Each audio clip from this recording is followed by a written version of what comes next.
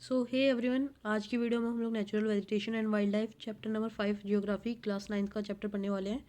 तो इसका line by line explanation देखेंगे हम लोग आज की वीडियो में, और हिंदी में मैं आप लोगों को भी एक्सप्लेन कर दूंगा जो जो डिफ़िकल्ट पॉइंट्स होंगे जो कि समझने में प्रॉब्लम आती है एक स्टूडेंट को।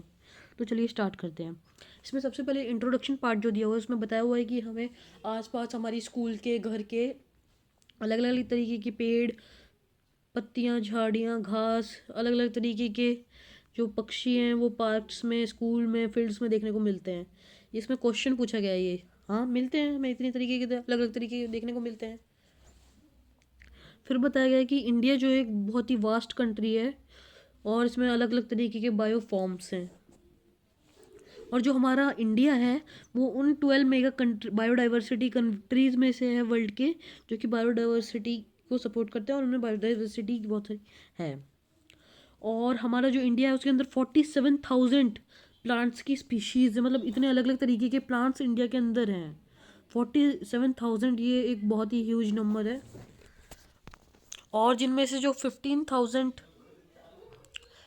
फ्लावरिंग प्लांट्स हैं, जिनमें से 15,000 फ्लावरिंग प्लांट्स हैं जिनके अंदर फ्लावर आते हैं इन 47,000 में से। और ये जो नंबर है 47,000 प्लांट्स की स्पीशीज़ का, इसके बेसिस पे इंडिया जो है 10th प्लेस पे है वर्ल्ड में और 4th प्लेस पे है एशिया के अंदर। तो यहाँ से एग्जाम में कभी कभार क्वेश्चन आ जाता है कि कितनी तरीके की प्लांट स्पीशीज़ हैं और कितनी तरीके की उसमें से फ्लावरिंग प्लांट्स होते हैं। और ये टोटल वर्ल्ड की 6% टोटल फ्लावरिंग प्लांट्स में से है, जो कि इंडिया के अंदर, मतलब वर्ल्ड के जो 100% फ्लावरिंग प्लांट्स हैं उनमें से 6% तो इंडिया के अंदर होते हैं। और जो हमारा कंट्री है उसके अंदर बहुत सारे नॉन फ्लावरिंग प्लांट्स भी है, जैसे कि फर्न्स, एल्गे एंड फंजाई। जो हमारा इंडिया है ना, वो हम लोगों ने बात कर ली प्लांट्स की, लेकिन जो एनिमल्स के मामले में 90,000 स्पीशीज ऑफ एनिमल, मतलब 90,000 प्रजातियां हैं जानवरों की। और पानी के अंदर भी बहुत तरीके की मछलियां हैं। और हमारे जो natural vegetation refers to a plant community, मतलब जो नेचुरल वेजिटेशन है वो एक तरीके की प्लांट कम्युनिटी जो कि ग्रो हो चुकी है नेचुरली, मतलब ऐसी जगह जो कि जिसको इंसान ने छुआ नहीं है, मतलब वहाँ पे इंसान रहने नहीं लगा, उसको छेड़ा छाड़ा नहीं है, बहुत मतलब रहने दिया है उसे बहुत लंबे टाइम के लिए। उससे इंसान ने कुछ छेड़छाड़ नहीं की, वहाँ पे पेड़ काटे नहीं, ज़मीन खोदी नहीं, मकान बनाए नहीं, वो सब रोड वोड कुछ नहीं किया। तो उसे कहते हैं वर्जिन वेजिटेशन। तो ये एक इम्पॉर्टेंट डेफिनेशन है, ये एग्जाम में आ सकती है, वर्जिन वेजिटेशन किसे कहते हैं। उसके बाद हम लोग बात कर लेते हैं यहाँ पे फ्लोरा और फोना क्या होता है। जो फ्लोरा है वो यूज़ किया जाता है एक पर्टिकुलर रीजन के या पीरियड के अंदर जो प्लांट्स होते हैं, एक पर्टिकुलर रीजन के जो प्लांट्स हैं उनके लिए स्पेसिफिकली फ्लोरा का वर्ड, जो फ्लोरा वर्ड है उसे यूज़ किया जाता है। और फोना, फोना यूज़ किया जाता है ह्यूज डाइवर्सिटी इन फ्लोरा, मतलब अलग अलग जानवरों की जो स्पीशीज़ हैं उनके लिए फोना यूज़ किया जाता है। तो अब हम लोग इस पार्ट पे आ जाता है रिलीफ। रिलीफ में सबसे पहले टॉपिक दिया हुआ है हमें लैंड, तो हम लोग लैंड वाले टॉपिक को पढ़ देंगे सबसे पहले। उसके बाद है हमारे पास सॉइल। जो लैंड है ना वो नेचुरल वेजिटेशन को डायरेक्टली और इनडायरेक्टली दोनों तरीके से रिफ्लेक्ट करती है। अब देखिए, जो लैंड में जो वेजिटेशन जो नॉर्मल लैंड में होती है, जैसे जो प्लेन एरियाज है वहाँ पे होती है वो सेम, माउंटेन्स में, प्लेट्यूज में, प्लेन एरियाज में सब जगह थोड़ी ना सेम होती है, सब जगह अलग अलग होती है क्योंकि लैंड अलग अलग होती है सब जगह की। The fertile level is generally devoted to agriculture, मतलब जो फर्टाइल लेवल है, जितनी ज़्यादा फर्टिलिटी होगी उतना ज़्यादा अच्छा एग्रीकल्चर होगा इस एरिया में। Rough terrains are where grasslands and woodlands develop and give a shelter to a variety of wildlife। और बहुत सारे ग्रासलैंड्स में, वुडलैंड्स में जो अलग अलग तरीके के जानवर हैं उनके लिए शेल्टर प्रोवाइड हो जाता है अपने आप। नेचर का शेल्टर है वो, जो कि उन लोगों की मदद करता है, वहाँ पे वो लोग रह सकते हैं। अब सॉइल वाले फैक्टर पे आ जाते हैं। The soil also very over space, मतलब सॉइल भी चेंज होती है। जैसे आप गुजरात की ले लेंगे, राजस्थान की ले लेंगे, हरियाणा की ले लेंगे, चेन्नई की ले लेंगे, तो वहाँ की सॉइल को उठा के देखेंगे आपको बहुत सारे डिफ्रेंशिएशन मिलेंगे, कलर में, उसके टेक्सचर में, बहुत ही अलग अलग तरीके के देखने को मिलता है। और जो डिफरेंट टाइप्स की सॉइल्स है वो डिफरेंट वेजिटेशन, मतलब इस तरीके की सॉइल में बस इसी तरीके की वेजिटेशन ग्रो हो सकती है।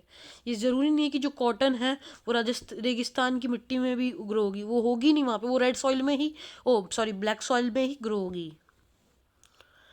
और जो सैंडी सॉइल होती है डेजर्ट की, वहाँ पे कैक्टस, थॉर्नी बुशेज, मतलब कांटेदार झाड़ियाँ, और marshy dealt deltaic soil support mangroves and deltaic vegetation. और जो डेल्टिक सॉइल होती है वो मैनग्रोव्स को और डेल्टिक वेजिटेशन को ग्रो करने के लिए मदद करती है। मतलब वहाँ पे एक जिस तरीके की मिट्टी होगी उसी तरीके की वहाँ पे वेजिटेशन, यानी उसी तरीके की फसल, वहाँ पे उसी तरीके की वेजिटेशन ग्रो होगी। मतलब ये सिंपल सा हमें मान लेना लैंड और सॉइल से। अब हम लोग बात करते हैं क्लाइमेट की। क्लाइमेट के अंदर आता है temperature. The character and extent of vegetation are mainly determined by temperature along with humidity in that.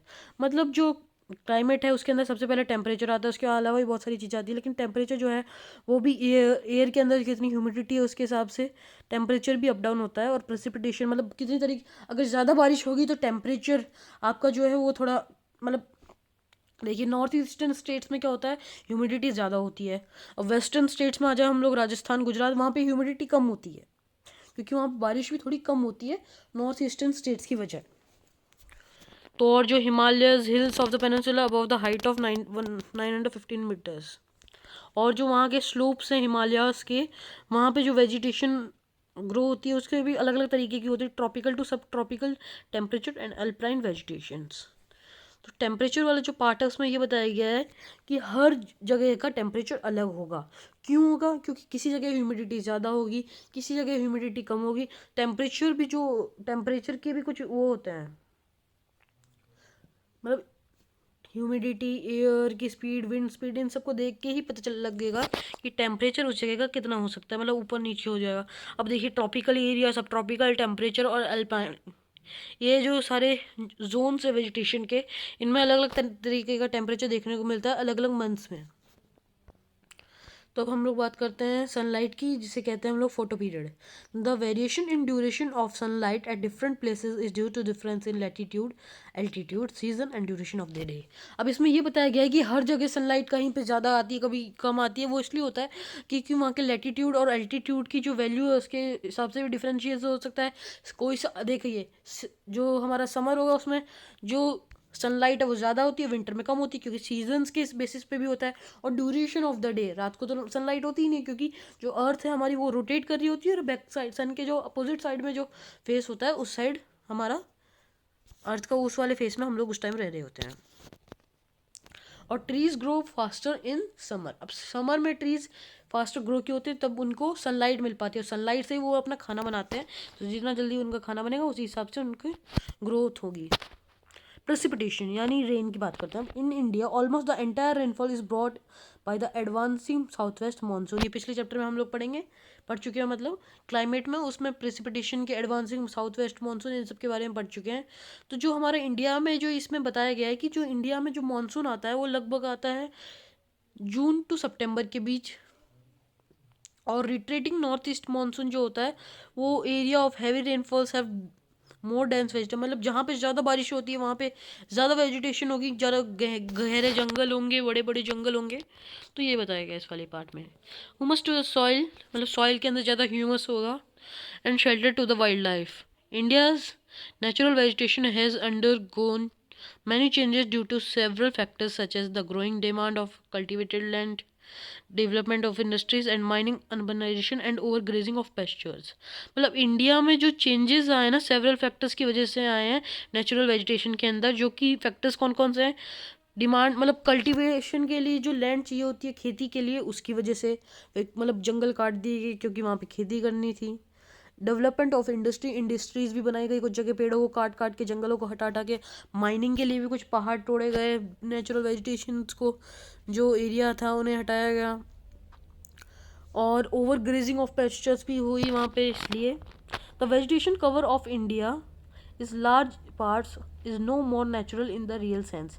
मतलब जो वेजिटेशन वाला कवर है इंडिया का वो मतलब नेचुरल नहीं रहा, वो नेचुरल नहीं रहा है एक अगर तरीके से देखा जाए रियल सेंस में। तो ये बताया गया इस वाली लाइन में। एक्सेप्ट इन सम इनकेसेबल रीजन्स, मतलब कुछ एरियाज जहाँ पे मतलब अभी तक लोगों ने इतना जंगल्स को कट नहीं किया, वेजिटेशन को नुकसान नहीं पहुँचाया, जैसे कुछ हिमालयाज में, हिली रीजन्स ऑफ सेंट्रल इंडिया में, मरुस्थली। The vegetation in the most of the areas has been modified at some places और रिप्लेस्ड और डिग्रेडेड बाई ह्यूमन ऑक्यूपेंसी। मतलब ह्यूमंस में बहुत सारे ऐसे एरियाज थे जो नेचुरल वेजिटेशन के एरियाज थे, वहाँ पे इंडिया ने उसे बदल दिया है। इंडियंस ने, मतलब इंडिया के जो ह्यूमंस ने हम लोग वहाँ पे देखिए एक जंगल है। अब जैसे जैसे इंसान की ग्रोथ होगी वो सोचेगा यहाँ पे मैं खेती करने लगता हूँ, फिर खेती कर लेगा तो आधा लैंड वो खेती के लिए रख लेगा, अब सोचेगा मैं यहाँ पे अपना घर बना लेता हूँ। ऐसे ही पूरे जंगल में इंडस्ट्रीज बनेंगी, घर बनेंगे और लोग कल्टीवेशन के लिए लैंड लेंगे, तो वेजिटेशन के लिए तो कमी हो गई। और यहाँ पे फैक्ट दिया हुआ है एक डिवीजन का, according to India state of forest report 2011 में एक फॉरेस्ट रिपोर्ट आई थी इंडिया स्टेट ऑफ फॉरेस्ट की तरफ से। The forest cover in India is 24 मतलब ये 10 साल पुरानी है कि इंडिया में जो फॉरेस्ट कवर करता है वो 21.05% कवर करता है। अब तो पता नहीं कितना करता होगा। और ये यहाँ पे एक ग्राफ दे रखा है, इसमें आप लोग देख सकते हैं कि कितना एरिया है किस कंट्री का इन परसेंट। अब टाइप्स ऑफ वेजिटेशन की बात कर लेते हैं हम लोग, कितने तरीके की वेजिटेशंस होती हैं। The following major types of vegetation may be identified in our country. सबसे पहले ट्रॉपिकल एवरग्रीन फॉरेस्ट होते हैं, फिर ट्रॉपिकल डेसिडियस फॉरेस्ट होते हैं, फिर ट्रॉपिकल थॉर्न फॉरेस्ट एंड स्कब्स होते हैं, फिर माउंटेन फॉरेस्ट होता है और मैंग्रोव फॉरेस्ट होते हैं। इन्हीं सब के बारे में हम लोग पढ़ने वाले हैं इस चैप्टर के अंदर आगे।